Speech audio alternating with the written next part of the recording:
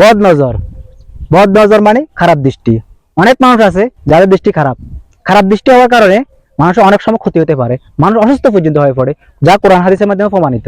তো আমি আজকে ইসাখারিতে আসলাম গলাচিপায়, ওখানে আসার পর দেখতে পেলাম ইমাম দিয়ে জুতা দিয়ে লাগা রাখছে, যাতে করে শুধু মানুষ না, শুধু পশু পাখি ক্ষেত ফসল ফলাদি সব কাজের ক্ষেত্রে ব্যবহার করবে। অনেক ক্ষেত্রে আমাদের এখানে কাকতারো এবং বিভিন্ন চুনামাটি দিয়ে কালি দিয়ে লাগানো হতো, বর্তমানে এগুলো দেখা যায়, কমই দেখা যায়। তো আমি আজকে ইমাম ভাইয়ের এখানে দেখলাম ওনার মোষটাকে এভাবে করতেছে যাতে করে মানুষের বদ নজর না লাগে। বদ নজর নাকি বলা হয়েছে তীরের স্বরূপ। তখন এখন তো বর্তমানে আধুনিক প্রযুক্তি গুলি আবিষ্কার হয়ে গেছে, তখন তার তীরের সাথে তুলনা করছে, তীরের সাথে আসে এটা ব্যাট করে আঘাত করে। যেহেতু যার কাছে বদনজর আছে তখন এটার ভিতরে আসি জুতার ভিতরে লাগিয়ে যাবে, দুর্বল হয়ে যাবে এখানে, ওই কারণে আর ওটার পরে বদনজরটা ফুটবে না।